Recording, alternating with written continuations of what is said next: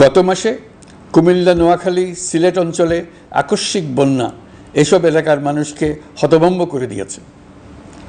এখানে বেশিরভাগ এলাকায় কোনোদিন বন্যা হয়নি। তারা বন্যা মোকাবেলা করে অভ্যস্ত নন। দেশপ্রেমিক সশস্ত্র বাহিনী তাৎক্ষণিকভাবে বন্যা আক্রান্ত সবাইকে রক্ষার জন্য এগিয়ে আসে। সেনা, নৌ এবং বিমান বাহিনী পরস্পরের সঙ্গে সমন্বয় করে একযোগে কাজে নেমে পড়ার ফলে মানুষের দুর্ভোগ কম হয়েছে। এর পরপরই এনজিও এবং সাধারণ মানুষ দেশের সকল অঞ্চল থেকে দলে দলে এগিয়ে এসছে।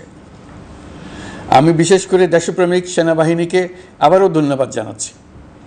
দেশের সকল দুর্যোগকালে তারা সবসময় আন্তরিকভাবে এগিয়ে এসছে। বিশেষ করে বন্যা ও শান্তি শৃঙ্খলা রক্ষার কাজে তাদের সৈনিক এবং অফিসাররা দিনের পর দিন যেভাবে দায়িত্ব পালন করেছে তার কোনো তুলনা হয় না। জনজীবনে স্বস্তি ও আত্মবিশ্বাস প্রতিষ্ঠায় তাদের ভূমিকা অনন্য। বাংলাদেশ সশস্ত্র বাহিনীর সকল সদস্যকে আমি ধন্যবাদ জানাই তাদের সততা, ত্যাগ ও অসীম দেশপ্রেমের জন্য। দেশের স্বাধীনতা সংগ্রাম থেকে শুরু করে বন্যা, খরা, ঝড়, বৃষ্টি, ঘূর্ণিঝড়, সকল প্রাকৃতিক দুর্যোগে আপনারা সকলের শেষ ভরসার স্থান। দেশের প্রতিটি ক্রান্তিলগ্নে আপনারা দেশের মানুষের পাশে থেকেছেন। দেশের স্বাধীনতার পক্ষে, সার্বভৌমত্বের পক্ষে অবস্থান নিয়েছেন। দেশ গঠনে আপনারা সবার আগে এগিয়ে এসছেন। বিগত জুলাই হতে শুরু হওয়া গণ অভ্যুত্থান, বন্যা, নিরাপত্তা প্রদান, অস্ত্র উদ্ধার সহ সকল কার্যক্রমে আপনারা সফলভাবে দিনরাত কাজ করে যাচ্ছেন।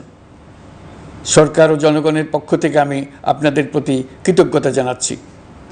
বন্যা আমাদের জনজীবনে আরেকটি দিক উন্মোচন করল। দেশের সকল জায়গায় মানুষের সক্রিয় সহানুভূতির জোয়ার উঠেছিল অবিশ্বাস্য মাত্রায়। ব্যবসায়ী, অর্থবান ব্যক্তিরা যেমন তাদের অর্থ নিয়ে স্বতঃস্ফূর্তভাবে এগিয়ে এসেছিল, তেমনি দেশের বিভিন্ন প্রান্তের সাধারণ মানুষ, স্কুল, কলেজ, বিশ্ববিদ্যালয়ের ছেলেমেয়েরা জোয়ারের ঢলের মতো যার যার সামর্থ্য নিয়ে এগিয়ে এসছে। অনেকেই ছুটে গেছে বন্যার্তদের সহযোগিতা করার জন্য। এনজিওরা বিভিন্ন জায়গা থেকে ছুটে গেছে তাদের সহায়তা নিয়ে।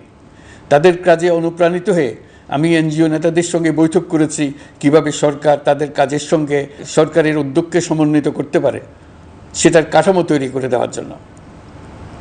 বন্যা এখন চলে গেছে, কিন্তু পুনর্বাসনের কঠিন কাজ আমাদের সামনে রয়ে গেছে। সকলের সহযোগিতায় আমরা পুনর্বাসনের কাজটি সফলভাবে সমাধান করতে চাই।